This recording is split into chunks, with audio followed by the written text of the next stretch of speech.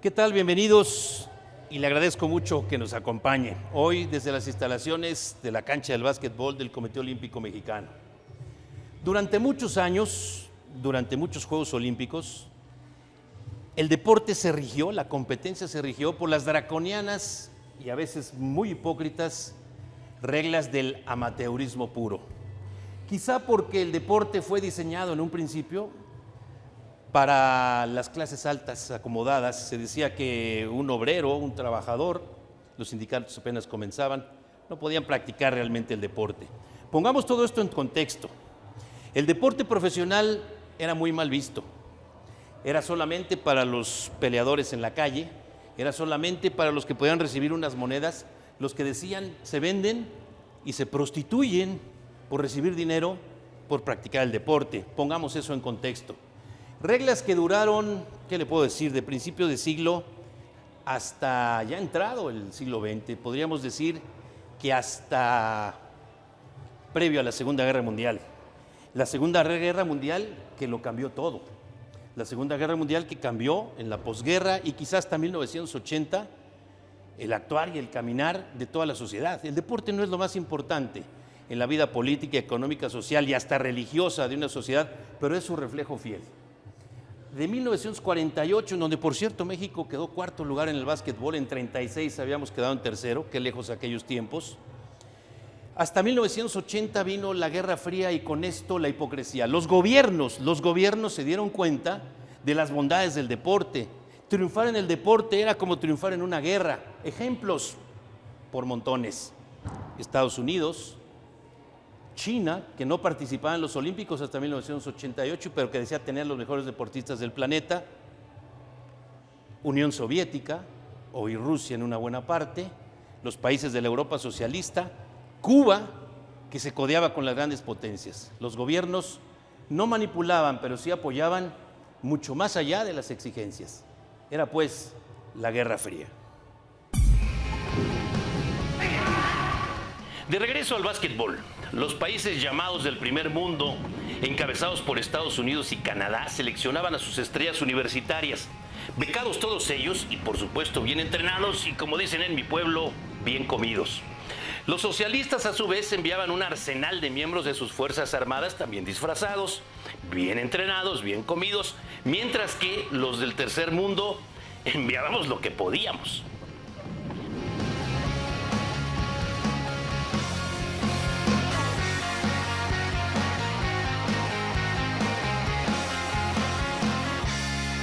Aún así, la NBA seguía menospreciando al básquetbol en todo el planeta. Para ellos solamente exigía la NBA y los demás. El mundo se desarrollaba y ellos volteaban para otro lado. Seguían ganando todas las medallas y enviando a sus universitarios. Era una buena selección universitaria y para estos jóvenes universitarios el ganar una medalla olímpica, de oro por supuesto, las demás no existían para ellos, era una gran credencial para entonces asimilarse al mejor básquetbol del planeta, al de la NBA, al único que daba espectáculo, al que no podía verse en otras partes del mundo. El mundo se desarrollaba en silencio por otro lado.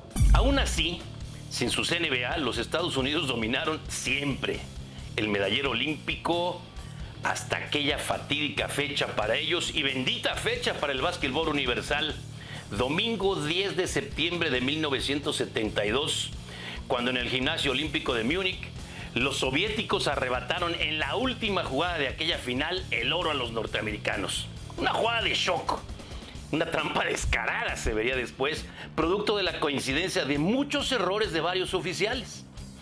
Fue un golpe casi letal para el orgullo de los inventores y hasta ese día dueños de la verdad absoluta del básquetbol universal. Aquella noche fue especial. El juego se pactó a las 11:45 de la noche. Fueron los primeros juegos en que la televisión pagaba millonadas y había que ajustar el horario prime time de los Estados Unidos.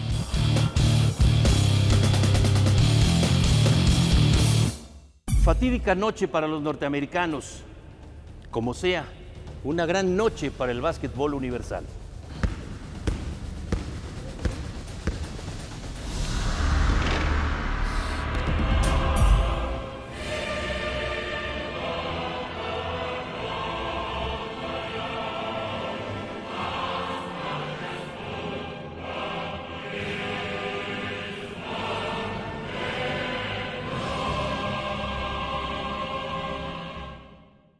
Sin embargo, esta que es una historia real, tiene sus propias leyendas. Dice una de estas leyendas que el entrenador del equipo norteamericano, Hank Iba, le había pedido a sus jugadores dosificar el esfuerzo. Recordar que el partido era a las 11:45 de la noche local, horario poco usual, insisto, por los temas de la televisión. Y así, al dosificar el esfuerzo, el equipo podría ir de alguna manera pastoreando. Recuerde que en la mente de los norteamericanos había una sola cosa: el oro es nuestro y luego los demás. Así lo decía la historia. Sin embargo, el primer tiempo termina 26-21 en favor de los soviéticos. ¿Por qué no digo rusos, ahora soviéticos? Porque los soviéticos siempre estuvieron basados en Lituania, hoy país independiente, para el gran básquetbol.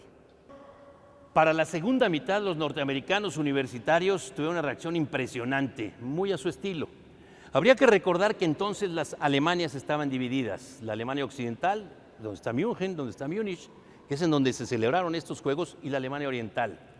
La Alemania occidental absolutamente en apoyo de los norteamericanos, y con ese empuje y el orgullo herido, se acercaron a tal grado que faltando 6 segundos, la distancia se redujo a un solo punto en favor de los soviéticos.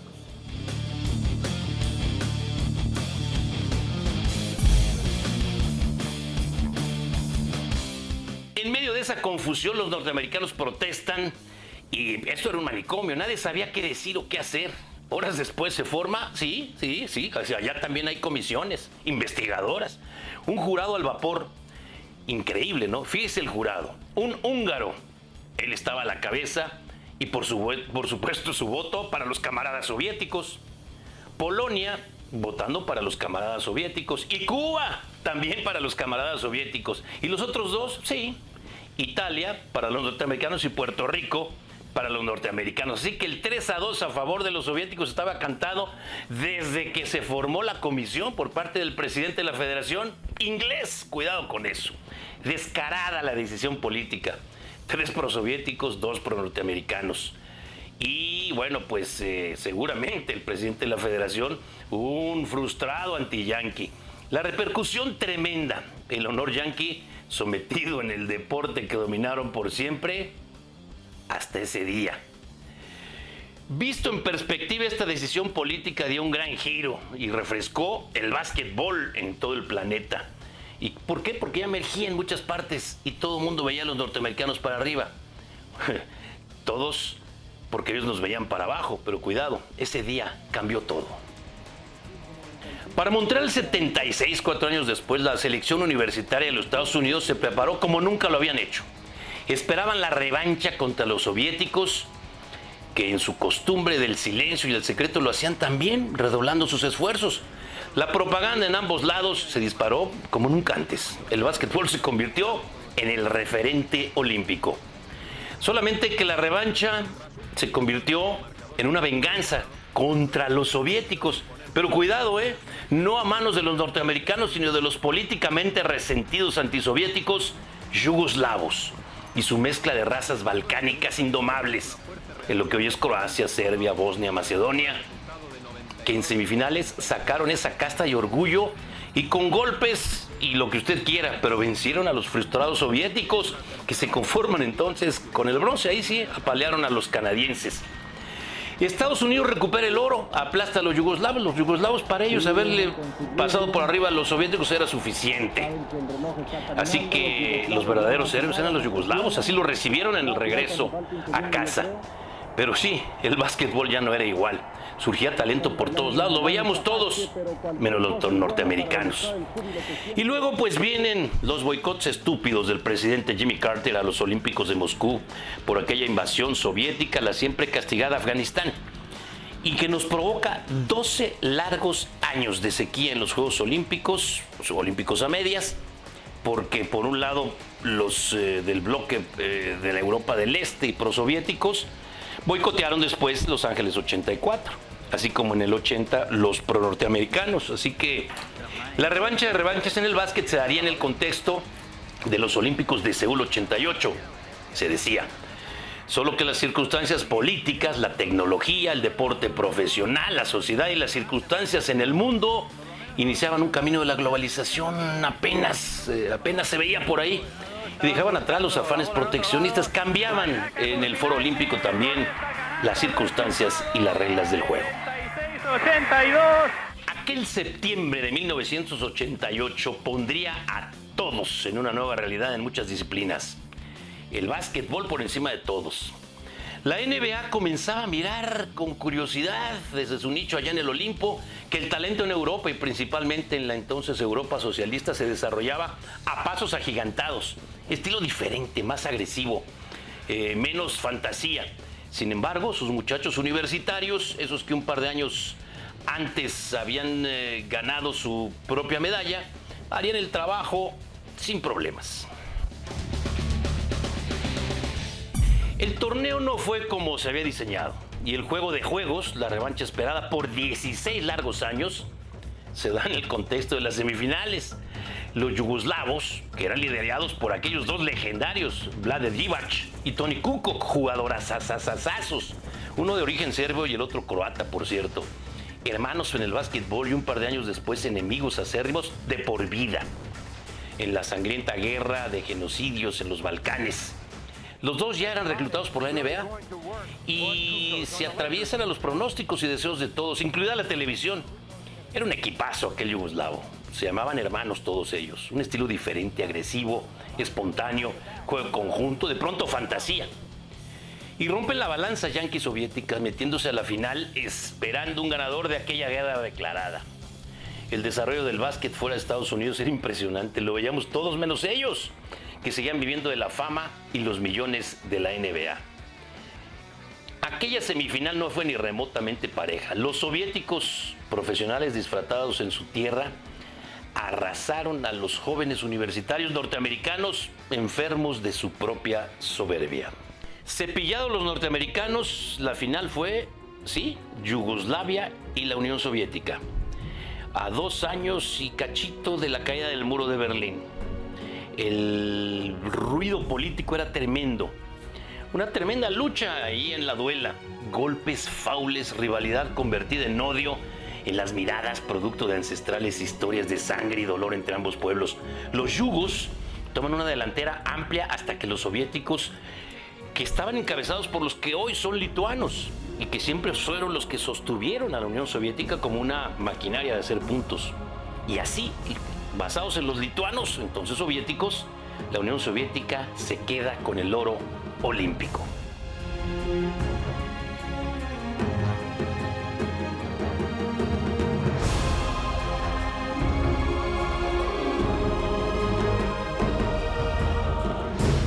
A partir de ese momento ya nada sería igual. Un par de años después, 1990, nos marca con el símbolo de la caída del muro de Berlín, que no es el hecho fundamental, pero sí es el símbolo, la nueva geografía europea. Rusia hereda la gloria soviética, todas las viejas medallas, solamente que ahora está limitada por algunas u otras aristas y se tiene que reinventar. Yugoslavia ya no sería la misma. Un año después, la guerra de los Balcanes se recrudece y aquellos hermanos yugoslavos de aquel que podría haber sido un verdadero Dream Team se convierten los hermanos en archienemigos, archirrivales con las manos bañadas de sangre. Yugoslavia ya no sería la misma, ya no sería unificada, sería Serbia, Croacia, Macedonia, Eslovenia, Bosnia, nada sería igual. Lituania asume su rol con orgullo nuevamente como un país independiente. Ya no tendrían que sacar más aquella banderita de Lituania que fueron obligados a esconder en semifinales y finales anteriores. Nada sería lo mismo. Y la NBA presiona a la FIBA, Federación Internacional del Básquetbol, para cambiar las reglas. Y la admisión del básquetbol profesional sería prácticamente un hecho. ¿Y sabe qué? La regla se cambió. Y aparece entonces ese Dream Team maravilloso.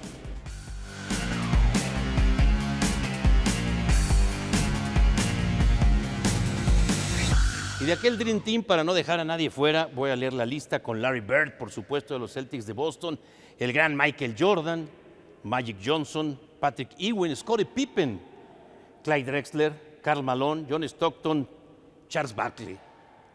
El mensaje sería sencillo y sutil.